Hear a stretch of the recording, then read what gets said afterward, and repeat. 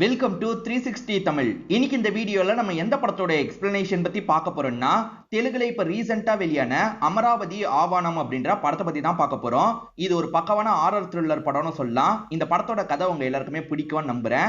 நான் முதல்ல இந்த படத்தோட பிளாட்டை பத்தி சொல்றேன். நம்ம ஹீரோயினை பொறுத்த வரைக்கும் ஃபேமிலி கூட அன்பா ஒரு லைஃபை வாழ்ந்துட்டு இருக்காங்க. இவங்களுக்கு ஒரு தங்கச்சி இருப்பா. அந்த தங்கச்சி யூடியூப்ல வந்து பேய் வீடியோ எல்லாம் எடுக்கிறவளா இருப்பா. ஒரு இடத்துல இருந்து இந்த இடத்துக்கு வந்து நீ பேய் வீடியோ எடுன்ற மாதிரி ஒரு ஆஃபர் வருது. அந்த இடத்துக்கு போலான்னு நினைக்கும் போது குடும்பம் நாங்களும் வரோம்னு சொல்றாங்க. அந்த இடத்துக்கு போனதுக்கு அப்புறம் பல அமானுஷ்யமான விஷயங்கள் நடக்குது. அது என்ன மாதிரியான விஷயம், அதுல இருந்து இந்த குடும்பம் நல்லபடியா வெளியே வந்தாங்களா இல்லையான்னு சொல்றதுதான் மீதி கதை. முடிவுல நீங்க எதிர்பார்க்காத ஒரு திருப்பத்தை வச்சுதான் இந்த படத்தோட கதையை முடிச்சிருப்பாங்க. இந்த படத்தோட எக்ஸ்பிளனேஷன் குள்ள போறதுக்கு முன்னாடி வீடியோக்கு ஒரு லைக் போடுங்க. இந்த எக்ஸ்பிளனேஷன் பிடிச்சிருந்ததுன்னா ஐப்ன்ற ஆப்ஷனை கிளிக் பண்ணி சப்போர்ட் பண்ணுங்க. மேற்கொண்டு பேசி டைம் வேஸ்ட் பண்ணாம நம்ம நேரடியா எக்ஸ்பிளனேஷன் குள்ள போயிடலாம். படத்தோட ஸ்டார்டிங் சீனே சில ஆட்களை காட்டுறாங்க. ஒரு கார்ல ஒரு 4-5 பேர் சேர்ந்து டிராவல் பண்ணி வந்துட்டு இருக்காங்க. அமராவதி அப்படின்ற ஒரு பகுதிக்குள்ள நுழையிறாங்க. அந்த பகுதிக்குள்ள நுழைஞ்சோனியே கார்ல இருக்க ஒரு நபர் பறந்து போய் வெளியே விழுந்துடுறாரு. இப்ப மத்த ஃப்ரெண்ட்ஸும் அவருக்கு என்ன ஆச்சு ஏதாச்சுன்னு பாக்குறதுக்காக போறாங்க. அவர் உடம்புக்குள்ள பேய் வந்துருது போல அவரே காயப்படுத்திட்டு இருக்காரு. இத பாக்குற மத்த ஃப்ரெண்ட்ஸ் பயங்கரமா ஷாக் ஆயிட்டு இருக்காங்க. இப்ப அவர் ஃப்ரெண்ட்ஸையும் அட்டாக் பண்றதுக்காக வந்துட்டு இருக்காரு. இவன் உடம்புக்குள்ள பேய் பூந்துருச்சு போல, அதனால தான் நம்மள அட்டாக் பண்றதுக்காக வரான். இங்க இருக்க கூடாது, இங்க இருந்து தப்பிச்சு ஓடிரணும் அப்படின்ற மாதிரி ஃப்ரெண்ட்ஸுங்க யோசிக்கிறாங்க. அவரை காப்பாத்துறதுக்கும் ட்ரை பண்றாங்க. ஆனா அவரை அட்டாக் பண்றதுனால பயந்து இங்க இருந்து ஓடுறாங்க. இந்த சீன் எதனால காட்டுறாங்கன்னு தெரியல. இப்ப அப்படியே கட் பண்ணி வேற ஒரு வீட்டை காட்டுறாங்க. இந்த வீட்டுல இருக்க நபரோட பேரு குணா அப்படின்றது. இவர் தான் இந்த படத்தோட ஹீரோவா இருப்பாரு. இவரோட ஒய்ஃப் பேரு லக்ஷ்மி அப்படின்றது. லக்ஷ்மி இருக்காங்க பாத்தீங்களா, சமையல் வேலையெல்லாம் பார்த்துட்டு இருக்காங்க. இவங்களுக்கு வேலைக்காரியா ஒருத்தங்க ஹெல்ப் எல்லாம் பண்ணிட்டு இருக்காங்க. இப்பதான் குணாவும் வீட்டுக்கு வராரு. ஆக்சுவலா குணாவை பொறுத்த வரைக்கும் போலீஸ் ஆபீசரா இருந்திருப்பாரு. இப்ப அவரோட வேலையில ஒரு பிரச்சனை ஏற்பட்டுது. வேலையில எதனால பிரச்சனை ஏற்பட்டதுன்றது தெரியல. இவரோட வேலையில ஒரு பிரச்சனை ஏற்பட்டிருக்கு பாத்தீங்களா, அந்த பிரச்சனையை சால்வ் பண்ணாதான் திரும்பி வேலையை வாங்க முடியும். அதுக்காக இவருமே ஒரு லாயரை வச்சு பயங்கரமா ட்ரை எல்லாம் பண்ணிட்டு இருக்காரு. உங்க மேல எந்த தப்புமே இல்ல, இப்ப அநியாயத்துக்கு வேலை போயிருச்சு, சீக்கிரமா அந்த வேலையை வாங்குறதுக்கு பாருங்கன்ற மாதிரி லட்சுமி சொல்லிட்டாங்க. விடு லட்சுமி, நான் பாத்துக்கிறேன், எப்படியாவது சீக்கிரமா அந்த வேலை எனக்கு கிடைச்சிரும் அப்படின்ற மாதிரிலாம் சொல்லிட்டாரு. இவங்க வேலையை பத்தி இவ்வளவு பேசுறாங்க, ஆனா வேலை எதனால போச்சுன்றத பத்தி நமக்கு புரிய வைக்க மாட்டாங்க. இப்ப லாயர் ஃப்ரெண்ட் இந்த இடத்துக்கு வந்துடுறாரு. கேஸ் ரிலேட்டடா இவர்கிட்ட பேசிட்டு இருக்காரு. சீக்கிரமா ஏதாவது பண்ணுங்கன்ற மாதிரி இவங்க லாயர் கிட்டயும் ஒரு வார்த்தை சொல்றாங்க. இந்த குணாவை பொறுத்த வரைக்கும் ஒரு தங்கச்சி இருப்பாங்க. அந்த தங்கச்சி பேரு பூஜா அப்படின்றது. இப்ப பூஜாக்கு காஃபி தரதுக்காக வரும்போது பூஜா ரூம்ல பேய் படம் பார்த்துட்டு இருந்திருப்பா. பேய பார்த்து பார்த்து பயந்துட்டு இருக்கா. இப்ப காஃபி தரதுக்காக வந்த இவங்க இருக்காங்கல்ல, அதான் பேய் படம் பார்த்தா பயமா இருக்குன்னு தெரியுதுல்ல, அப்புறம் எதுக்காக ரூம் எல்லாம் சாத்தி வச்சுட்டு படம் பார்த்துட்டு இருக்க, கதவை திறந்து வச்சே படம் பாரு அப்படின்ற மாதிரி அண்ணியும் சொல்லிட்டு இங்க இருந்து போறாங்க. இந்த லட்சுமியை பொறுத்த வரைக்கும் ஷைலுன்னு ஒரு தங்கச்சி இருப்பா. அந்த தங்கச்சி எங்கன்ற மாதிரி ஹஸ்பண்ட் கேட்கிறாரு. அவளோட வேலைக்காக போயிருக்கான்ற மாதிரி இவங்க சொல்றாங்க. அப்படியே கட் பண்ணி ஒரு அமானுஷ்யமான வீட்டை காட்டுறாங்க. அந்த வீட்டுல பேய் இருக்கா இல்லையான்னு பாக்குறதுக்காக தான் ஷைலு வந்திருக்காங்க போல. நைட்டு முழுக்க அங்கேயே தூங்கி எந்திரிச்சிடுறாங்க. அப்படி எந்திரிச்சவங்க நைட்டு முழுக்க இங்கதான் இருந்தேன், இங்க பேயும் கிடையாது பிசாசும் கிடையாது அப்படின்ற மாதிரிலாம் பேசிட்டு இருக்காங்க. சரி, இங்க இருந்து கிளம்பலாம் அப்படின்ற மாதிரி இவங்களோட திங்ஸ் எல்லாம் எடுத்து வச்சுட்டு இங்க இருந்து கிளம்ப ஆரம்பிக்கிறாங்க. இவங்க இருக்கிறதே ஆள் நடமாட்டம் இல்லாத காட்டு பகுதியா தான் இருக்கும். இவங்க நடந்து வந்துட்டு இருக்காங்க. எதிர கார்ல ஒரு நபர் செம்ம வேகமா வந்துட்டு இருக்காரு. இந்த ரோட்ல யாரும் இருக்க மாட்டாங்கன்னு செம்ம வேகமா வராரு போல. ஒரு ஸ்டேஜ்ல லைட்டா இவங்க மேல இடிச்சிடுறாரு. இவங்க பொத்துன்னு கீழே போய் விழுந்துடுறாங்க. இடிச்ச இந்த நபரோட பேரு மகேஷ் அப்படின்றது. இப்ப மகேஷ் பக்கத்துல வந்து பாக்குறாரு. இவங்களை கொஞ்சம் குறுகுறுனும் பாக்குறாரு. தப்பான எண்ணத்துல இவங்க கிட்ட டச் பண்ற மாதிரிலாம் இவர் போற மாதிரி காட்டுறாங்க. அப்படியே இந்த சீனை கட் பண்ணிடுறாங்க. குணாவை பொறுத்த வரைக்கும் வேலை பிரச்சனையில இருக்குல்ல, இப்ப வீட்டுல இவருமே பைக் எல்லாம் தொடச்சிட்டு இருக்காரு. அப்பதான் இவர் வீட்டுல வேலை பார்க்குற வேலைக்காரி இருக்காங்கல்ல, கார்ல வந்து இறங்குறாங்க. அவங்கள பொறுத்த வரைக்கும் ரொம்ப பணக்காரங்க மாதிரி இருக்காங்க. நீ இந்த வீட்டுல வேலைக்காரங்கன்னு சொன்னா யாரும் நம்ப மாட்டாங்க, நீ தான் எஜமானி அம்மா மாதிரி இருக்க அப்படின்ற மாதிரி இவருமே கலாய்ச்சிட்டு இருக்காரு. இப்ப இவங்களுமே உள்ள வந்து இவங்களோட வேலையெல்லாம் பார்த்துட்டு இருக்காங்க. ஆக்சுவலா தங்கச்சி இன்னும் வரல போல. அதை பத்தி ஹஸ்பண்ட் கிட்ட தயங்கி சொல்றாங்க. எங்க போயிருக்கா அப்படின்ற மாதிரி ஹஸ்பண்ட் கேட்கும் போது, அவ பேய் வீடியோ எடுக்கிறதுக்காக ஒரு பகுதிக்கு போறதா சொன்னா எனக்கு பயமா இருக்குங்க அப்படின்ற மாதிரி சொல்றாங்க. இத பத்தி பூஜாவும் சொல்றா, அதாவது இவரோட தங்கச்சியும் சொல்றா. உடனே அந்த ஸ்பாட்டுக்கு கிளம்பணும் அப்படின்ற மாதிரி இவர் யோசிக்கிறாரு. ஒய்ஃபோட தங்கச்சிக்கு எந்த பிரச்சனையும் வந்துடக்கூடாதுன்றதுக்காக அந்த ஸ்பாட்டுக்கு வராரு. ஆனா தங்கச்சி ஏற்கனவே கிளம்புன மாதிரி நமக்கு காமிச்சாங்கல்ல, இவருக்கும் கிடைக்க மாட்டாங்க. இவர் தேடிட்டு இருக்கும் போதுதான் ஒய்ஃப் கிட்ட இருந்து கால் வருது. தங்கச்சி வீட்டுக்கு வந்துட்டா, நீங்க உடனே வாங்கன்ற மாதிரி சொல்லிட்டாங்க. என்ன உடனே வாங்கன்னு சொல்றா அப்படின்ற மாதிரி இவர் வேக வேகமா கிளம்பி வந்துட்டு இருக்காரு.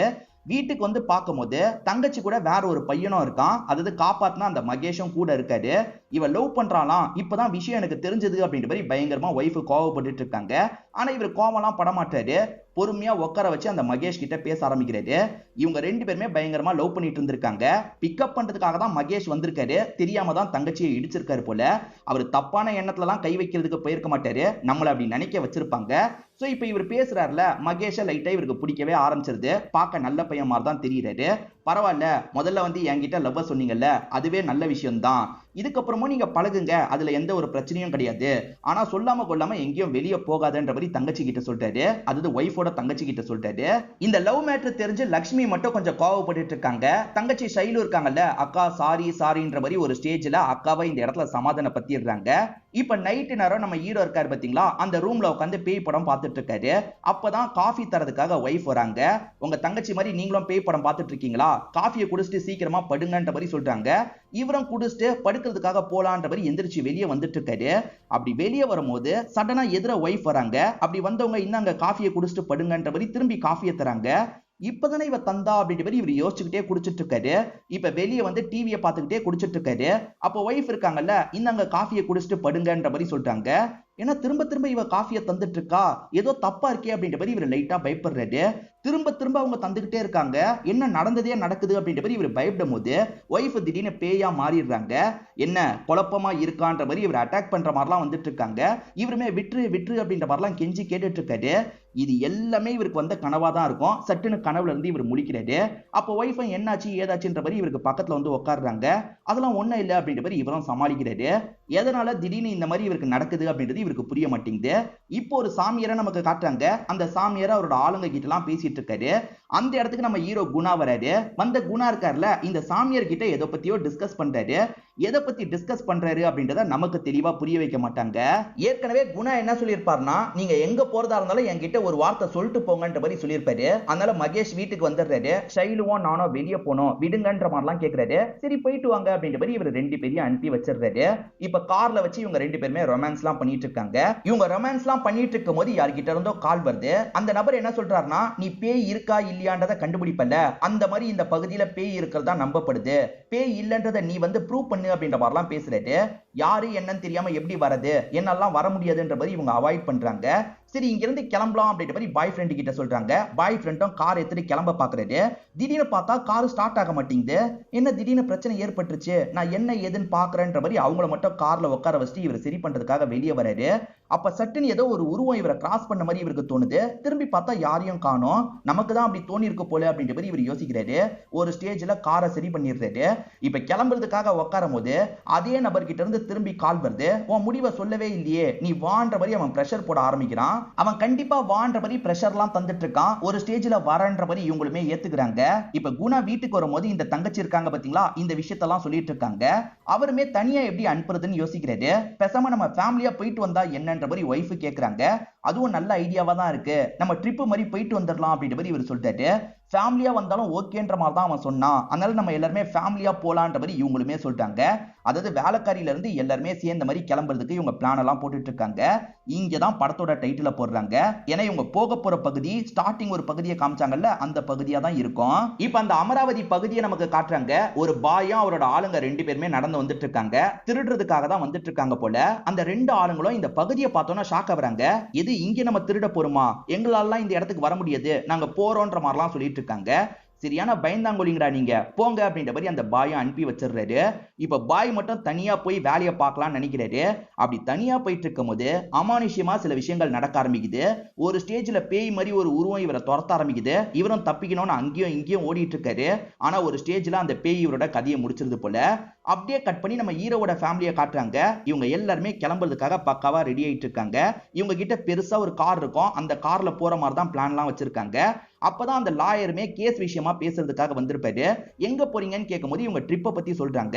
நானும் ஜாயின் பண்ணிக்குவான்னு கேட்கறாரு. இது என்ன கேள்வி, ஜாயின் பண்ணிக்கோ அப்படின்ற மாதிரி குணா சொல்லிட்டாரு. இவங்க எல்லாரும் மகேஷையும் கூட கூட்டிட்டு போற மாதிரி தான் பிளான் இருக்கும். இப்ப மகேஷ் கார் எடுத்துட்டு கிளம்புறாரு. அப்போ ஒரு பாட்டியும் மறைக்கிறாங்க. மறைச்ச பாட்டி இருக்காங்கல்ல, நீங்க போக போற பகுதியில நிறைய ஆபத்து இருக்கு, போகாதீங்க அப்படின்ற மாதிரிலாம் சொல்லிட்டு இருக்காங்க. ஆனா அந்த பாட்டி கொஞ்சம் மனநலம் பாதிக்கப்பட்டவங்க மாதிரி இருக்காங்கல்ல, இவங்க சொல்றதெல்லாம் பெருசா எடுத்துக்க வேணாம், கிளம்பலாம் அப்படின்ற மாதிரி கிளம்ப ஆரம்பிக்கிறாங்க. இப்ப டிராவல் பண்ணி வந்துட்டு இருக்கும் போது ஒரு ஸ்டேஜ்ல இருட்டவே ஆரம்பிச்சிருது. இந்த லாயர் என்ன பண்றாருன்னா, இந்த வேலைக்காரி கிட்ட சில சில்மிஷம் எல்லாம் பண்ணிட்டு இருக்காரு. அவங்க முறைச்சு பார்த்தோன்னா அமைதியாயிருது. இப்ப மகேஷ் கார் ஓட்டிட்டு இருக்கும்போது அந்த பாட்டி இருக்காங்கல்ல, போகாத போகாதன்னு சொல்லிட்டாங்க. திடீர்னு பாட்டி எப்படி நம்ம கண்ணுக்கு தெரியறாங்கன்ற மாதிரி இவரும் ஷாக் ஆகுறாரு. திடீர்னு பாட்டியை பார்த்தோன்னா கண்ட்ரோல் இல்லாம காரை ஓட்டுறாரு. இப்ப எல்லாருமே பயந்துட்டு இருக்காங்க. நல்ல வேலையா எது மேலயும் மோதாம இவர் ஒரு இடத்துல காரை ஸ்டாப் பண்ணிடுறாரு. என்னாச்சு ஏதாச்சுன்ற மாதிரி மகேஷ் கிட்ட கேக்குறாங்க. அதெல்லாம் ஒண்ணும் இல்லைன்னு இவர் சமாளிக்கிறாரு. இப்பதான் ஜமீன்தார் மாதிரி ஒருத்தர் இவங்க கிட்ட பேசுறதுக்காக வராரு. இவர்கிட்ட அந்த ஊரை பத்தி விசாரிக்கலாம்னு நினைக்கிறாங்க. ஆனா போக போக தான் அவர் மனநலம் பாதிக்கப்பட்டவர்னு உங்களுக்கு தெரிய வருது. ஏன்னா பட்டன் போன் வச்சில்லாம ஏதோ டப்பா மாதிரி ஒரு போன் வச்சிருக்காரு. அதே மாதிரி இவரோட ட்ரெஸ்ஸும் கண்ட இடத்துல கிழிஞ்சிருக்கு. இவர் மனநலம் பாதிக்கப்பட்டவர், பேசி டைம் வேஸ்ட் பண்ண வேணான்ற மாதிரி இவங்க கிளம்ப ஆரம்பிக்கிறாங்க. போற வழியில அந்த பாட்டி ஏற்கனவே இறந்து போயிட்டாங்கன்ற மாதிரி போஸ்டர்லாம் அடிச்சு ஒட்டி இருக்கு. இத மகேஷ் பார்த்து பயங்கரமா ஷாக் ஆகுறாரு. மத்தவங்க கிட்ட சொன்னா பயப்பட வாய்ப்பு இருக்குல்ல, நமக்குள்ளேயே வச்சுக்கலான்ற மாதிரி இவருக்குள்ளேயே வச்சுக்கிறாரு. மேற்கொண்டு இவங்க டிராவல் பண்ணி வந்துட்டு இருக்கும்போது சோளக்கோல பொம்மை இருக்கு பாத்தீங்களா, ஒரு இடத்துல இருக்கு. எதர்ச்சியா திரும்பி லட்சுமியும் அந்த பொம்மையை பாக்குறாங்க. அந்த பொம்மை இவங்க எங்க பாக்குறாங்களோ அந்த பக்கம் கொஞ்சம் கொஞ்சமா திரும்ப ஆரம்பிக்குது. இது என்ன ஆட்டோமேட்டிக்கா தலையை திருப்புது அப்படின்ற மாதிரி இவங்க செம்மையா பயப்படுறாங்க. இப்ப ஹஸ்பண்டா என்னாச்சு, ஏன் இப்படி இருக்குன்ற மாதிரி கேக்குறாரு. இல்லங்க நான் இந்த மாதிரி பார்த்தன்ற மாதிரி இவங்க பார்த்த விஷயத்த சொல்லிட்டாங்க. சேச்சே அதெல்லாம் உன்னோட கற்பனையா இருக்கும், நீ தேவையில்லாம யோசிக்காத அப்படின்ற மாதிரி ஹஸ்பண்டுமே சொல்றாரு. ஒரு வழியா இவங்களுமே டிராவல் பண்ணி ஒரு பகுதிக்கு வந்து சேர்ந்துடுறாங்க. இந்த இடத்துல ஒரு பெரிய வீடு இருக்கு. இதுதான் நீ சொன்ன வீடா அப்படின்ற மாதிரி ஷைலு கிட்ட எல்லாருமே கேக்குறாங்க. எனக்கும் தெரியல, நம்ம உள்ள போய் பார்க்கலான்ற மாதிரி ஷைலு சொல்லிட்டாங்க. அந்த நபரை கான்டாக்ட் பண்ணலான்ற மாதிரி இவங்க கான்டாக்ட் பண்ணி பேசுறாங்க. சரியான இடத்துக்கு தான் வந்திருக்கீங்கன்ற மாதிரி அவருமே சொல்லிட்டு இருக்காரு. இவங்க வந்தவனே சாப்பிடலான்ற மாதிரிலாம் யோசிச்சிருப்பாங்க. ஃபுட் இல்லையே நாங்க என்ன பண்றது அப்படின்ற மாதிரிலாம் கேட்கும்போது காலு கட் ஆயிருது. என்ன ஃபுட்டை பத்தி எதுவுமே சொல்லாம காலை கட் பண்ணிட்டான்னு எல்லாருமே யோசிக்கிறாங்க. பியானோ மாதிரி ஒரு போஸ்டர் இருக்கு. இப்ப லாயருமே சும்மா விளையாட்டா வாசிக்கிற மாதிரி பண்றாரு. அப்படி வாசிக்கிற மாதிரி பண்ணும்போது உண்மையிலேயே சவுண்ட் கேக்குது. என்ன போஸ்டர்ல இருந்து சவுண்ட் கேக்குதுன்னு இவர் முழிச்சிட்டு இருக்காரு. என்ன அப்படி பார்த்துட்டு இருக்கீங்கன்னு மகேஷ் கேட்கும்போது இவரும் நடந்த விஷயத்த சொல்லிட்டாரு. அதெல்லாம் உங்க கற்பனையா இருக்கும், இப்ப பிளே பண்ணுங்க பாப்போம் போது இவர் பிளே பண்றாரு. எந்த ஒரு சவுண்டும் வர மாட்டேங்குது. இந்த வீட்டுல நிறைய அமானுஷ்யமான விஷயங்கள்லாம் நடக்குது. அது எதையும் இவங்க கவனிக்காம இவங்களோட வேலையெல்லாம் பார்த்துட்டு இருக்காங்க. அப்பதான் திரும்பி அவங்க கிட்ட இருந்து கால் வருது. வெளியே ஒரு பாக்ஸ் இருக்கு, ஓபன் பண்ணி பாருங்கன்ற மாதிரி சொல்றான். சாப்பாடு தான் அனுப்பி வச்சிருக்கான் போலன்ற மாதிரி ஷைலு எல்லாரையும் கூப்பிடுறாங்க. இப்ப எல்லாருமே அந்த இடத்துக்கு வந்து கேதர் ஆயிடுறாங்க. என்ன பாக்ஸ் அனுப்பியிருக்கான், கேக் இருக்குமான்ற மாதிரி ஓபன் பண்றாங்க. உள்ள பார்த்தா ரத்தமா இருக்கு. என்ன ரத்தமா இருக்குன்ற மாதிரி இவங்க எல்லாருமே செம்மையா பயந்துடுறாங்க. யாரா நீ, எதுக்காகடா இப்படி பண்றன்ற மாதிரி அவனுக்கு கால் பண்ணி கத்திட்டு இருக்காங்க. அவன் பேசவே மாட்டான். சட்டுன்னு காலை கட் பண்ணிடுறான். இந்த இடம் ஏதோ வில்லங்கமான இடம் மாதிரி இருக்கு, இதுக்கப்புறமா இங்க இருக்கணும்ன்ற அவசியம் இல்ல, சீக்கிரம் கிளம்பலான்ற மாதிரி குணா சொல்லிட்டாரு. அப்பதான் மகேஷும் காரோட கீ எங்கன்னு தெரியலன்னு சொல்லிட்டாரு. எங்கேயாவது மிஸ் பண்ணிருப்பேன்ற மாதிரி இவங்க தேடி எல்லாம் பார்த்துட்டு இருக்காங்க. திடீர்னு பார்த்தா கார் ஆட்டோமேட்டிக்கா ஸ்டார்ட் ஆகுது. காருக்குள்ள யாராவது இருக்காங்களான்னு பார்த்தா யாருமே தெரியல. இவங்களுமே அந்த கார் இடிச்சிட போகுது அப்படின்ற மாதிரி பயந்து பயந்து கொஞ்சம் கொஞ்சமா போயிட்டு இருக்காங்க. ஒரு ஸ்டேஜ்ல கார் நின்றுது. இவங்களுமே காருக்குள்ள யாராவது இருக்காங்களான்னு பார்த்தா காருக்குள்ள யாருமே இல்ல. அப்புறம் எப்படி கார் ஸ்டார்ட் ஆச்சு அப்படின்ற மாதிரிலாம் யோசிக்கிறாங்க. அப்ப இந்த ஊரை சேர்ந்த ஒரு 2 பேர் இந்த இடத்துக்கு வராங்க. அந்த 2 பேர்கிட்ட நைட்டு தங்கணும், ஏதாவது வழி பண்ண முடியுமான்ற மாதிரி இவங்க ஹெல்ப் கேட்கறாங்க. இந்த ஊர்ல காவியான ஒரு அம்மா இருக்காங்க, யாரு ஹெல்ப்னு வந்தாலும் செய்வாங்க, அவங்கள பாக்குறதுக்கு போலான்ற மாதிரி அந்த 2 பேர் சொல்லிட்டாங்க. சரி ஓகேன்ற மாதிரி இவங்க எல்லாருமே அந்த காவியாவோட வீட்டுக்கு வந்துடுறாங்க. நைட்டு நேரம் தான் இவங்க வீட்டுக்குள்ள வந்திருக்காங்க. இப்ப அந்த கூட்டு வந்த நபருமே காவியா கிட்ட கேட்கறது, தாராளமா தங்கிக்க சொல்லுன்ற மாதிரி காவியாவோட வாய்ஸ் மட்டும் கேக்குது. நீங்க தாராளமா தங்கிப்பீங்களா, நீங்க எந்த ஹெல்ப்னாலும் இந்த வேலைக்காரி கிட்ட கேட்கலான்ற மாதிரிலாம் சொல்லிட்டு போயிடுறாரு. இப்ப காலையில சமயம் காவியாவோட தங்கச்சிங்க இருக்காங்க பாத்தீங்களா, இவங்களுக்கு டீ காஃபி எல்லாத்தையும் எடுத்துட்டு வந்து தந்துட்டு இருக்காங்க. அப்பதான் காவியாவும் இவங்களை பார்த்து பேசுறதுக்காக வராங்க. இவங்க தானே இருக்கிறதுக்கு இடம் தந்தாங்க, அதனால எல்லாருமே இவங்களுக்கு நன்றி எல்லாம் சொல்லிட்டாங்க. எதுக்கு நன்றி எல்லாம் சொல்லிட்டு இருக்கீங்க, உட்காருங்கன்ற மாதிரி உட்கார வைக்கிறாங்க. காவியாவை பொறுத்த வரைக்கும் இந்த ஊருக்கு நிறைய நல்லது செஞ்சிருக்காங்க போல. கூட இருக்க வேலைக்காரங்க இவங்களோட பெருமையை பத்தி எல்லாம் சொல்லிட்டு இருக்காங்க. இன்னைக்கு ஷைலுவோட பர்த்டேவா இருக்கும். எல்லாருமே சேர்ந்த மாதிரி ஜாலியா இந்த பர்த்டேவை செலிப்ரேட் பண்ணிட்டு இருக்காங்க. அப்படி செலிப்ரேட் பண்ணும்போது காவியா கூட சேர்ந்த மாதிரி இந்த ஹஸ்பண்ட் குணா டான்ஸ் பண்ணிட்டு இருக்காரு. இதெல்லாம் பாக்குற ஒய்ஃப் லட்சுமி இருக்காங்கல்ல, கடுப்பாயிடுறாங்க. கோச்சுக்கிட்டு இங்க இருந்து போறாங்க. இப்ப இவருமே ஒய்ஃப் கிட்ட பேசுறதுக்கு வராரு. என்ன பாதியிலேயே போயிட்டன்ற மாதிரி கேக்குறாரு. ஏன்னு உங்களுக்கு தெரியாதா, அவ கூட அப்படி ஆடிட்டு இருக்கீங்க, அவளை உங்களுக்கு பிடிச்சிருக்கல அப்படின்ற மாதிரிலாம் கேக்குறாங்க. நீ என்ன பேசிட்டு இருக்க, எனக்கு எப்பவுமே ஒன்னதான் பிடிக்கும்ன்ற மாதிரி பேசி பேசி ஒய்ஃபை இவர் சமாதானப்படுத்திட்டு இருக்காரு. அப்பன்னு பார்த்து ஷைலு இந்த இடத்துக்கு வந்துடுறாங்க. என்னாச்சு அப்படின்ற மாதிரிலாம் கேக்குறாங்க. எல்லாம் ஒன்னால் தான் அப்படின்ற மாதிரி இவங்க ஷைலு கிட்ட இந்த இடத்துல கோவப்பட்டு இருக்காங்க. இப்ப குணாவும் லாயரும் சேர்ந்த மாதிரி வாக்கிங்காக வெளியே வந்திருக்காங்க. என்னதான் சொல்லுங்க, கிராமம் கிராமம் தான் அப்படின்ற மாதிரி பேசிக்கிட்டே வந்துட்டு இருக்காங்க. ஒரு பகுதியில ஒரே கூட்டமா இருக்கு. என்ன கூட்டம்னு இவங்க கூட்டத்தை விலைக்கு பாக்குறாங்க. நடுவுல ஒரு பாயை காமிச்சாங்கல்ல, அந்த பாய் இந்த இடத்துல செத்து போயிருக்காரு. என்ன இறந்து போயிருக்காரு அப்படின்ற மாதிரி இவங்க ஆச்சரியப்பட்டு இருக்காங்க. இப்ப போலீஸ் வராருல, எல்லார்கிட்டயும் ஜென்ரலா விசாரணை பண்றாரு. இவங்க 2 பேருமே ஊருக்கு புதுசா இருக்காங்கல்ல, யாரு நீங்க அப்படின்ற மாதிரி கூப்பிட்டு இவங்க கிட்ட பேச ஆரம்பிக்கிறாரு. இவங்களுமே புதுசா வந்தோம், நைட்டு நேரம் தான் வந்தோம், காவியா அம்மா தான் ஹெல்ப் பண்ணாங்கன்ற மாதிரிலாம் சொல்றாங்க. காவியா ஹெல்ப் பண்ணாங்களா? என்ன உளறிட்டு இருக்கீங்க? காவியா எப்பயோ செத்து போயிட்டாங்க அப்படின்ற மாதிரிலாம் போலீஸுங்க சொல்றாங்க. செத்து போனதுக்கு அப்புறம் மக்கள்லாம் சேர்ந்து அவங்களுக்கு செலவு வச்சிருக்காங்க பாருங்கன்ற மாதிரிலாம் போலீஸுங்க சொல்றாங்க. என்ன செலவு வச்சிருக்காங்க? அப்ப காவியா செத்து போயிட்டாங்களா? அப்ப பேய் தான் நமக்கு அடைக்கலம் தந்ததா அப்படின்ற மாதிரிலாம் இவங்க பயங்கரமா கன்ஃபியூஸ் ஆயிட்டு இருக்காங்க. போலீஸ் திரும்ப திரும்ப கேள்விலாம் கேட்டுட்டு இருக்காரு. ஆனா இவங்க இருக்காங்கல்ல, உடனே இங்க இருந்து கிளம்பணும்ன்ற மாதிரி கிளம்ப ஆரம்பிக்கிறாங்க. ஏன்னா இவங்களோட ஃபேமிலி எல்லாருமே அங்கதான் இருக்காங்க. ஃபேமிலிக்கு எதாவது ஆபத்து வந்துட போகுதுன்ற மாதிரி தான் ஓடிட்டு இருக்காங்க. இவங்க ஏறக்குறைய அந்த வீட்டுக்கிட்ட வந்துடுறாங்க. ஆனா வீட்டுக்குள்ள போக முடியல. நடுவுல ஏதோ தடை இருக்கிற மாதிரியே இவங்களுக்கு தோணுது. திடீர்னு அந்த தடை இருக்கு பாத்தீங்களா, அப்படியே உடைஞ்சு போயிருது. நடுவுல ஒரு பள்ளம் உருவாகுதுல, அந்த பள்ளத்துக்குள்ள போய் இவங்க புத்துன்னு கீழே விழுந்துடுறாங்க. இப்ப வீட்டுக்குள்ள பேயா இருக்க அந்த காவியாவை காட்டுறாங்க. இதுக்கப்புறம் தான் ஆட்டமே ஆரம்பம்ன்ற மாதிரி காவியா சொல்றாங்க. இப்ப குணாவும் ஃபேமிலியை எப்படி காப்பாத்துறதுன்னு யோசிக்கிறாரு. இவரோட ஒய்ஃப் லக்ஷ்மிக்கு கால் பண்ணலான்ற மாதிரி கால் பண்றாரு. போனை சைலண்ட்ல வச்சுட்டு அவங்க சாரி எல்லாம் கட்டிட்டு இருக்காங்க. போனை கவனிக்காம அவங்க பாட்டுக்கு சாரியை கட்டிட்டு இருக்காங்க. என்ன போனை எடுக்கவே மாட்டான்னு யோசிக்கும் போது போன் அட்டன் ஆகுது. ஆனா போன் இப்ப அந்த இடத்துல பறந்துட்டு இருக்கு. காவியா தான் போன்ல பேசுறாங்க. என்ன காவியா பேசிட்டு இருக்கா அப்படின்ற மாதிரி இவருமே ஷாக் ஆகுறாரு. என் ஃபேமிலியை எதுவும் பண்ணிடாது அப்படின்ற மாதிரிலாம் இவர் கெஞ்சிட்டு இருக்காரு. அப்படியே கட் பண்ணி லக்ஷ்மியை காட்டுறாங்க. லக்ஷ்மி போன் வச்ச இடத்த பார்க்கும்போது போன் மிஸ் ஆகுறது தெரியுது. போன் எங்க போச்சுன்ற மாதிரிலாம் யோசிச்சுட்டு இருக்காங்க. இப்ப இந்த லாயர் வேற யாருக்காவது கால் பண்றேன்னு வேற ஒருத்தங்களுக்கு கால் பண்றாரு. அந்த போனுமே இப்ப பேய்க்கு பக்கத்துல வந்துருது. அதுலயும் பேய் தான் பேசிட்டு இருக்கு. இவங்க 2 பேருமே செம்மையா இந்த இடத்துல பயப்பட ஆரம்பிக்கிறாங்க. இவங்க 2 பேருமே இப்போ ஒரு பள்ளத்துல தானே சிக்கிட்டு இருக்காங்க. இதுல இருந்து எப்படியாவது ஏறி தப்பிக்க முடியுமா அப்படின்ற மாதிரிலாம் ட்ரை பண்ணிட்டு இருக்காங்க. இந்த சமயம் இப்ப வீட்டுக்குள்ள இருக்க மகேஷை காட்டுறாங்க. மகேஷோட கேர்ள் ஃபிரெண்ட் ஷைலு எதையோ பார்த்து பயந்துருக்காங்க போல. எனக்கு பயமா இருக்குன்ற மாதிரி சொல்றாங்க. ஷைலு அதெல்லாம் ஒண்ணும் கிடையாது அப்படின்ற மாதிரி இவருமே சமாதானப்படுத்திட்டு இருக்காரு. இவருக்கு ஏதோ அமானுஷ்யமா நடக்குது. இவருமே இங்க இருந்து கிளம்புறாரு. இந்த காவியாவை பொறுத்த வரைக்கும் பேயா தான் இருப்பாங்க. ஆனா மத்தவங்க கிட்ட பேயின்றத வெளிப்படுத்த மாட்டாங்க. மத்தவங்க கிட்ட சாதாரணமா பேசுறாங்க. வாங்க சாப்பிடுங்க அப்படின்ற மாதிரிலாம் உட்கார வச்சு சாப்பிட வச்சிட்டு இருக்காங்க. இப்ப இவங்க 2 பேருமே ஏறதுக்கு ட்ரை பண்றாங்கல்ல, இவங்களால ஏற முடியல. அப்பதான் அந்த மனநலம் பாதிக்கப்பட்ட ஜமீன் இந்த இடத்துக்கு வந்துடுறாரு. என்ன என் ஹெல்ப் தேவையான்ற மாதிரி கேட்டுட்டு இருக்காரு. ஆமாண்டா ஏதாவது பண்ணுன்ற மாதிரி இவங்களும் கேக்குறாங்க. அவர் என்ன பண்றாருன்னா ஒரு கயிறை எடுத்து இவங்களுக்காக போடுறாரு. இவங்களுமே கஷ்டப்பட்டு ஏறி மேல வந்துடுறாங்க. அப்படி மேல வந்தவங்க அங்க இருக்க அந்த அரண்மனையை பாக்குறாங்க. ஆப்போசிட்ல தான் அந்த அரண்மனை இருக்கு. அதனால நடுவுல ஏதாவது போட்டு கிராஸ் பண்ணலான்ற மாதிரி இவங்க 2 பேருமே கஷ்டப்பட்டு கிராஸ் பண்ணி அரண்மனை இருக்கிற இடத்துக்கு வந்துடுறாங்க. இப்ப இந்த மனநலம் பாதிக்கப்பட்டவர் தெளிவா போன் எடுத்து கால் பண்றாரு. அவங்க உள்ள வந்துட்டாங்கன்னு யார்கிட்டயோ சொல்றாரு. யார்கிட்ட சொல்றாருன்னு தெரியல. இவங்க 2 பேர் உள்ள வந்து பார்க்கும்போது ஃபேமிலியை சேர்ந்த எல்லாருமே மயங்கின மாதிரி விழுந்து கிடக்குறாங்க. அவங்க சாப்பாடுல ஏதாவது கலந்துட்டாங்களா என்னன்னு தெரியல. இத பாக்குற ஹீரோவும் வருத்தப்படுறாரு. ஒய்ஃபை காப்பாத்தணும் அப்படின்ற மாதிரி வேகமா இங்க இருந்து தூக்கிட்டு போயிட்டு இருக்காரு. இவர் தூக்கிட்டு வந்தார்ல, திடீர்னு பார்த்தா ஒய்ஃப் மறைஞ்சு போயிடுறாங்க. எல்லாருமே மறைஞ்சு போயிடுறாங்க. இவர் ஒன்னும் புரியாம முழிச்சிட்டு இருக்கும் போது என்ன குழப்பமா இருக்கான்ற மாதிரி காவியா இறங்கி வந்துட்டு இருக்காங்க. காவியா பேயின்னு தெரிஞ்சிருச்சுல, அவங்களையே அடிச்சு பார்த்துட்டு இருக்காரு. இந்த சமயம் ஒய்ஃப் நார்மலா வெளியே வராங்க. என்ன அப்படி பார்த்துட்டு இருக்கீங்க அப்படின்ற மாதிரி கோவப்படுறாங்க. ஏற்கனவே 2 பேருமே சேர்ந்து டான்ஸ் பண்ணதை பார்த்தே கோவப்பட்டாங்கல்ல, அதனால தான் இப்பயும் கோவப்படுறாங்க. இவருமே அவ பேயின்றதை புரிய வைக்கிறதுக்கு ட்ரை பண்றாரு. ஒய்ஃப் புரிஞ்சுக்கவே மாட்டாங்க. திரும்ப திரும்ப ஹஸ்பண்ட போட்டு திட்டிட்டு இருக்காங்க. அவ பேய் திரும்பி பாருன்ற மாதிரி காட்டுறாரு. இப்ப திரும்பி பார்க்கும்போது அவங்கள பொறுத்த வரைக்கும் பேய் மாதிரி சிரிக்க ஆரம்பிக்கிறாங்க.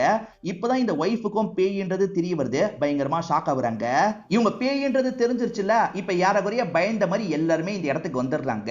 அந்த இடத்துல மகேஷ் மட்டும் வராம இருக்காரு. மகேஷுக்கு என்ன ஆச்சு அப்படின்ற மாதிரிலாம் குணா கேட்டுட்டு இருக்காரு. அந்த மகேஷோட கதையை நான் முடிச்சிட்டேன்ற மாதிரி இந்த காவியா சொல்றாங்க.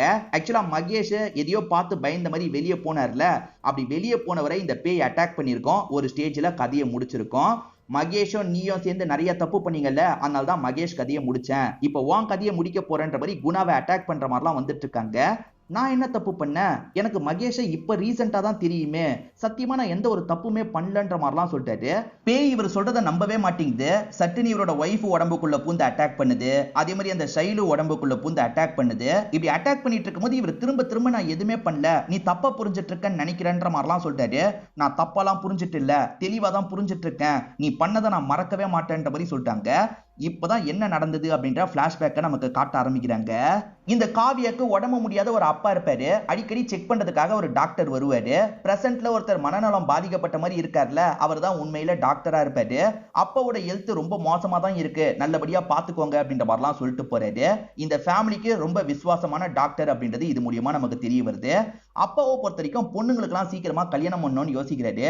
மூத்த பொண்ணுக்கு சீக்கிரமா பண்ணாதானே மத்தவங்களுக்கு பண்ண முடியும், நீ கல்யாணம் பண்ணிக்கோ அப்படின்ற மாதிரி காவியா கிட்ட எல்லாம் சொல்லிட்டு இருக்காரு. காவியாவோட இந்த வீட்டை வாங்குறதுக்கு நிறைய பேர் ட்ரை பண்றாங்க, அப்பப்ப அப்ரோச் பண்ணி பேசுறாங்க. ஆனா காவியாக்கு இந்த வீட்டை விற்கிறதுல சுத்தமா உடன்பாடு கிடையாது, அப்பாக்கும் உடன்பாடு கிடையாது, விற்க முடியாதுன்ற மாதிரி அனுப்பி வச்சிடுறாங்க. இப்போ ஒரு சாமியார் ஆளுங்களோட இந்த வீட்டுக்கு வராரு.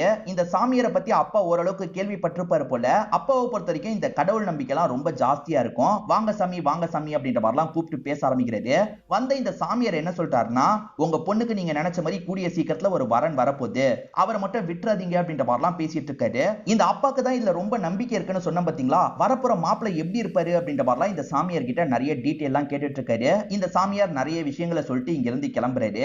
இப்ப அப்படியே கட் பண்ணி ஒருத்தர் நிறைய பொண்ணுங்க கூட ஒண்ணு மண்ணா இருக்கிறத நமக்கு காட்டுறாங்க. யாருன்னு பார்த்தா குணா தான் நிறைய பொண்ணுங்க கூட ஒண்ணு மண்ணா இருந்துட்டு இருக்காரு. இந்த குணாவை பார்த்து பேசுறதுக்காக சாமியார் வந்திருக்காரு. சாமியாரை பொறுத்த வரைக்கும் போலி சாமியாரா தான் இருப்பாரு. அந்த ஃபேமிலியை ஏமாத்துறதுக்காக தான் இவர் சாமியார் மாதிரி பேசியிருப்பாரு.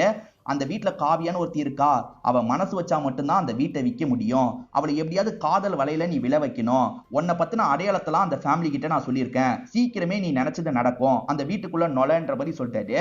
இவருமே அந்த காவியாவை லவ் பண்ற மாதிரிலாம் பழக ஆரம்பிச்சிருப்பாரு. ஒரு ஸ்டேஜ்ல 2 பேருக்கும் கல்யாணமே முடிஞ்சிருது. காவியாக்குமே இவர் ரொம்ப பிடிச்சிருக்கு, இவர் கூட ரொம்ப அன்பாலாம் பேசிட்டு இருக்காங்க. இப்படி சந்தோஷமா இவங்களோட கல்யாண வாழ்க்கை ஆரம்பிக்குது. என்னதான் இந்த குணா எல்லார்கிட்டயும் நல்லவர் மாதிரி நடிச்சாலும் ஒரு நோக்கத்துக்காக தான் இந்த இடத்துக்கு வந்திருக்காரு. அது என்னன்னா, இந்த வீட்டை இவங்க விற்கிறதுக்கு தயாரா இல்லைன்னு சொன்னாங்கல்ல, எப்படியாவது இவங்களை விற்க வைக்கணும்ன்ற மாதிரிலாம் யோசிக்க ஆரம்பிக்கிறாரு. இப்ப எல்லாருமே சாப்பிட்டுட்டு இருக்கும் போது, இன்னும் எவ்வளவு நாள் மாமா நம்ம இந்த கிராமத்திலேயே இருக்கிறது, சிட்டில ஒரு நல்ல இடம் விலைக்கு வருது, இந்த இடத்தை வித்துட்டு நம்ம அந்த இடத்த வாங்கிட்டு போயிடலான்ற மாதிரிலாம் சொல்லிட்டாரு. ஆனா மாமனார் இருக்கார்ல, இந்த இடத்துல தான் என்னோட உயிர் போகணும், இங்க விட்டு நான் வரவே மாட்டேன்ற மாதிரிலாம் சொல்லிட்டு இருக்காரு. எப்படியாவது பேசி மனசை மாத்திரலாம்னு இவர் ட்ரை பண்றாரு. இல்ல மாப்ள, இத பத்தி இதுக்கப்புறம் என்கிட்ட பேசாதீங்க அப்படின்ற மாதிரி இவருமே இங்க இருந்து போயிடுறாரு. என்ன இவர் இடத்தை விற்க மாட்டேன்னு சொல்றாரு அப்படின்ற மாதிரி இவரும் உள்ளுக்குள்ள அப்செட் ஆயிடுறாரு. இந்த இடத்தை எப்படியாவது வாங்கணும்னு ஒருத்தன் நினைக்கிறான் பாத்தீங்களா, அவனை பார்த்து பேசுறதுக்காக இந்த குணா வராரு. வாங்கணும்னு நினைக்கிறது யாருன்னு பாத்தீங்கன்னா மகேஷ் தான். மகேஷை பொறுத்த வரைக்கும் பெரிய பணக்காரர் போல, அந்த இடத்தை கம்மி ரேட்டுக்கு வாங்கி வேற ஒரு விஷயம் பண்ணலான் இருக்கன்ற மாதிரிலாம் சொல்லிட்டு இருக்காரு. சரி கவலைப்படாத, வேற ஏதாவது நான் பண்றேன், எப்படியாவது அந்த இடத்த சீக்கிரமா வாங்கிடுறேன் அப்படின்ற மாதிரி குணாவும் பேசிட்டு இங்க இருந்து கிளம்புறாரு. இப்ப திடீர்னு அந்த மாமனருக்கு ரொம்ப உடம்பு முடியாம போயிருது. இவர் தான் எதையோ கலந்து தந்திருக்காரு போல. செக் பண்ண டாக்டருமே இவரோட ஹெல்த் நார்மலா இல்ல, யாரோ எதையோ கலந்து தந்த மாதிரி இருக்குன்ற மாதிரிலாம் சொல்லிட்டு இருக்காரு. யார் என்ன பண்ணிருப்பாங்களா இருக்கும்ன்ற மாதிரி காவியா இந்த இடத்துல பயங்கரமா புலம்பிட்டு இருக்காங்க. இத பத்தி ஹஸ்பண்ட் கிட்ட சொல்லலான்ற மாதிரி வேகமா ஹஸ்பண்ட நோக்கி வராங்க. அப்பாக்கு ஏதோ நடந்திருக்குங்க அப்படின்ற மாதிரிலாம் சொல்லிட்டு இருக்காங்க. ஆமா நடந்திருக்கு, நான் தான் அந்த விஷயத்த பண்ணேன்னு சொல்றாரு. என்ன ஹஸ்பண்ட் இப்படி சொல்றாருன்ற மாதிரி பயங்கரமா ஷாக் ஆகுறாங்க. அப்ப நிறைய ஆளுங்க இந்த இடத்துக்கு வந்துடுறாங்க. அதாவது சாமியாரு மத்த எல்லாருமே இந்த இடத்துக்கு வந்துடுறாங்க. சாமியார் பிளான் பண்ணி தான் இப்படி பண்ணிருக்காருன்றது காவியாக்கு புரிய ஆரம்பிக்குது. எதுக்காக இப்படி பண்ணீங்கன்ற மாதிரி இவங்க ஹஸ்பண்ட் குணாவை பார்த்து கேக்குறாங்க. இந்த வீட்டை வாங்குறதுக்காக தான் இப்படி பண்ண, இப்ப என்னன்ற, இப்போ உன் கதையை முடிக்க போறேன்ற மாதிரிலாம் சொல்லிட்டாரு. இங்க இருக்க எல்லாரையும் இஷ்டத்துக்கு அட்டாக் பண்றாரு. அப்ப டாக்டர் மட்டும் காயப்பட்ட மாதிரி இங்க இருந்து தப்பிச்சு போயிடுறாரு. இங்க இருக்க யாரையும் உயிரோட விடக்கூடாதுன்றதுக்காக எல்லார்கிட்டயும் எல்லை மீறி நடந்துட்டு இருக்காங்க. அதாவது காவியாக்கு 2 தங்கச்சிங்க இருக்காங்கல்ல, அவங்க கிட்ட எல்லாம் எல்லை மீறி நடந்துட்டு இருக்காங்க. காவியா கண் முன்னாடியே இந்த விஷயத்த பண்றாங்க. ஒரு ஸ்டேஜ்ல எல்லாரையும் அடிச்சு சாவடிச்சிடுறாங்க. இதுக்கப்புறம் இந்த வீடு நம்மளோடது, நம்ம நினைச்ச எதனாலும் செய்யலாம் அப்படின்ற மாதிரிலாம் இவங்களுக்குள்ள பேசிட்டு இருக்காங்க. பார்த்தா திடீர்னு இறந்து போன எல்லாருமே பேய் மாதிரி இந்த இடத்துல தெரிய ஆரம்பிக்கிறாங்க. இப்ப இங்க இருக்க எல்லாருக்குமே பயம் வருது. சாமியார் மாதிரி ஒருத்தர் இருக்காருல்ல, அவருக்கே செம்மையா பயம் வந்துருது. இதுக்கப்புறம் இங்க இருக்க கூடாது, இங்க இருந்து கிளம்பணும் அப்படின்ற மாதிரி வேகமா இவங்க எல்லாரையும் வெளியே கூட்டு வந்துட்டு இருக்காரு. இதுதான் நடந்தது அப்படின்ற மாதிரிலாம் இவங்க சொல்லிட்டு இருக்காங்க. அப்போ ஒய்ஃப் லக்ஷ்மி இருக்காங்கல்ல, நீங்க தப்பா புரிஞ்சிட்டு இருக்கீங்க, இவர் பார்க்க அவர் மாதிரி இருப்பாரு, ஆனா அவரும் இவரும் ஒண்ணு கிடையாது, நீங்க சொல்றவனோட பேரு ஜெகதீஷ், என் ஹஸ்பண்டோட ட்வின் பிரதர் அப்படின்ற மாதிரி சொல்றாங்க. அதாவது ஹஸ்பண்டுக்கு போலீஸ் வேலை போச்சுன்ற மாதிரி சொன்னாங்கல்ல, அந்த ஜெகதீஷ் பண்ண விஷயத்தினாலதான் ஹஸ்பண்டுக்கு வேலை போயிருக்கும். இத பத்திலாம் லக்ஷ்மி சொல்லும் போது இந்த காவியா நம்ப மாட்டாங்க. பேய் தானே, ஏமாத்திரலாம் நினைக்கிறீங்களா, அப்பெல்லாம் நான் ஏமாற மாட்டேன்ற மாதிரி பேசிட்டு இருக்காங்க. அவங்க சொல்றது உண்மைதான் அப்படின்ற மாதிரி ஒரு வாய்ஸ் கேக்குது. என்ன வாய்ஸ் கேக்குதுன்னு திரும்பி பார்த்தா உண்மையிலேயே அந்த ட்வின் பிரதர் ஜெகதீஷ் இருக்காரு பாத்தீங்களா, ஆளுங்களை கூட்டிட்டு இந்த இடத்துக்கு வந்துடுறாரு. அந்த சாமியாரையும் கூட்டிட்டு வந்திருக்காரு. அந்த சாமியார் அன்னைக்கு கிளம்பிட்டாரு. ஆனா இவங்களை எப்படியாவது அடக்கணும்ன்ற மாதிரி நிறைய பூஜைலாம் பண்ணி ரெடி ஆயிருப்பாரு. நடுவுல நமக்கு குணா பேசின மாதிரி காமிச்சாங்கல்ல, குணா இந்த சாமியார் கிட்ட பேசின மாதிரி காமிச்சிருக்க மாட்டாங்க, இந்த ஜெகதீஷ் தான் பேசின மாதிரி காமிச்சிருப்பாங்க. ரெண்டு பேரும் ஒரே மாதிரி இருக்கிறதுனால நமக்கு கன்ஃபியூஷன் ஏற்பட்டிருக்கும். இப்போ இந்த பேய்களை எப்படி கண்ட்ரோல் பண்றது அப்படின்றத பத்தி ஜெகதீஷ்க்கும் அந்த சாமியாருக்கும் தெரிஞ்சிருச்சுல. இப்ப கண்ட்ரோல் பண்ண ஆரம்பிக்கிறாங்க. பேய்களால எதுவுமே பண்ண முடியல. கொஞ்சம் கொஞ்சமா அவங்க வலையில இந்த பேய்ங்கெல்லாம் மாட்ட ஆரம்பிக்குது. பேய்ங்களுக்கு நம்ம ஹெல்ப் பண்ணோன்ற போது இந்த ஃபேமிலி ஹெல்ப் பண்றதுக்கு பாக்குறாங்க. இவங்க ஃபேமிலியும் போட்டு அடிச்சிட்டு இருக்காங்க. இப்ப பேய்ங்க எல்லாமே மாட்டிருச்சு, ஃபேமிலியும் அடி வாங்கிட்டு இருக்காங்க. அப்படி அடி வாங்கிட்டு இருக்கும்போது லக்ஷ்மி இருக்காங்கல்ல, மாட்டின பேய்ங்களுக்கு பக்கத்துல போய் விழுறாங்க. அதாவது பேய் எல்லாத்தையும் ஒரு பவுல்ல போட்டு தான் லாக் பண்ணி வச்சிருப்பாங்க. அதுக்கு பக்கத்துல போய் விழுறவங்க என்ன பண்றாங்கன்னா, இந்த பேயை எப்படியாவது ரிலீஸ் பண்ணும் அப்படின்ற மாதிரி ரிலீஸ் பண்ணி இவங்க உடம்புக்குள்ள போக வச்சிடுறாங்க. ஏறக்குறைய அங்க இருக்க எல்லா பாட்டிலையும் ஓபன் பண்ணிருப்பாங்க. இப்ப எல்லா பேயும் இங்க இருக்க ஒவ்வொருத்தருக்குள்ள போயிருது. என்ன திரும்பி பேய் வந்துருச்சு அப்படின்ற மாதிரி இந்த ஆளுங்க எல்லாம் பயப்படுறாங்க. இப்ப வந்த பேய் இருக்குல்ல, இவங்களோட கதையை இப்பயாவது நம்ம முடிச்சிடணும் அப்படின்ற மாதிரி பயங்கரமா அட்டாக் பண்ண ஆரம்பிக்குது. ஒவ்வொருத்தர் உடம்புக்குள்ளேயும் ஒவ்வொரு பேய் போயிருக்கு. இப்ப எல்லாருமே பேய் மாதிரி இங்க இருக்க ஆளுங்க கூட சண்டை போட்டுட்டு இருக்காங்க. சண்டை போட்டவங்க எல்லாரோட கதையும் கொடூரமா முடிச்சிடுறாங்க. இப்ப முடிச்சதுக்கு அப்புறம் அந்த பேய் இருக்குல்ல, உடம்ப விட்டு வெளியே வந்துருது. ஆக்சுவலா இந்த பேயே இவர் தான் ஜெகதீஷ்னு நினைச்சுதான் இவரை ரொம்ப டார்ச்சர் பண்ணிருக்கோம். அப்படி டார்ச்சர் பண்ணதுக்காக மன்னிச்சிருங்க அப்படின்ற மாதிரி மன்னிப்புலாம் கேக்குது. பரவாயில்ல இருக்கட்டும் அப்படின்ற மாதிரி இவங்களும் பேசிட்டு இருக்காங்க. இதுக்கப்புறம் நாங்க போற நேரம் வந்துருச்சு அப்படின்ற மாதிரி பேய்ங்க எல்லாமே மறைஞ்சு இங்க இருந்து போயிருதுங்க. அதே மாதிரி இவனுங்க பண்ண தப்ப பத்தி வெளி உலகத்துக்கு சொல்லணும் அப்படின்ற மாதிரி இவர் போலீஸ்க்கு எல்லாம் தகவலை கொடுத்துடுறாரு. இப்ப போலீஸுங்களாம் கிளம்பி இந்த இடத்துக்கு வந்துடுறாங்க. என்ன ஏதுன்ற மாதிரி டீட்டெயிலா நேர்லயே பேசுறாங்க. இவர் நடந்த எல்லா விஷயத்தையும் போலீஸுங்களுக்கு சொல்லி புரிய வச்சிடுறாரு. இந்த வீடு இந்த ஊர் மக்களுக்கு போகணும்னு அவங்க சொன்னாங்க, ஊர் மக்களுக்கு தந்துருங்க அப்படின்ற மாதிரிலாம் சொல்றாரு. இப்ப கிளம்பலான்னு நினைக்கும் போது மனநலம் பாதிக்கப்பட்ட மாதிரி இருக்காருல்ல, அவர் தெளிவா இவங்க கிட்ட பேச ஆரம்பிக்கிறாரு. ஆக்சுவலா அவர் தான் கால் பண்ணி இவங்களை இந்த இடத்துக்கு வர வச்சிருப்பாரு. இவங்க கிட்ட மனநலம் பாதிக்கப்பட்ட மாதிரி நடிக்க தான் செஞ்சிருப்பாரு. அந்த பேய்களுக்கு நியாயம் வாங்கி தரதுக்காக சில வேலைலாம் இவர் பண்ணிருப்பாரு. இப்ப இது எல்லாமே உங்களுக்கு தெரிஞ்சிருச்சுல. இவர்கிட்டயும் நல்ல விதமா பேசிட்டு கார் எடுத்துட்டு இங்க இருந்து கிளம்ப ஆரம்பிக்கிறாங்க. இவங்க கார்ல டிராவல் பண்ணி வந்துட்டு இருக்கும் போது திரும்பி ஒரு மந்திரவாதி குரூப் இவங்களை நோக்கி நடந்து வர மாதிரி நமக்கு காட்டுறாங்க. அந்த குரூப்பை பாக்குற இவங்களுமே கொஞ்சம் ஷாக் ஆன மாதிரி வண்டியை நிறுத்துறாங்க. இதுக்கப்புறம் என்ன நடக்க போகுது அப்படின்ற ஒரு கேள்வியோடயே இந்த படத்தோட கதையை முடிக்கிறாங்க.